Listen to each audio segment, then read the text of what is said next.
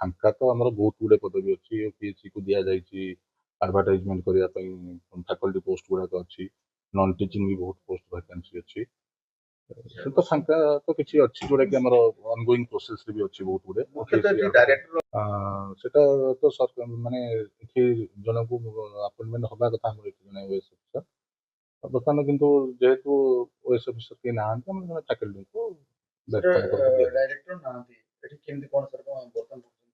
Director ନାହାନ୍ତି ତ ଆମେ ଯଦି ବର୍ତ୍ତମାନ ଆମର ଡାଇରେକ୍ଟର ଜାନୁଆରୀ 21 ତାରିଖରେ ଆମର ଯିଏ ଥିଲେ ଡାଇରେକ୍ଟର ଆମର ସିଏ ତାଙ୍କର ସୁପରାନ୍ୟୁଏସନ ପରେ ବର୍ତ୍ତମାନ ପାଇଁ ଆମ ପାଖକୁ ଆସିନି ସରକାରଙ୍କୁ।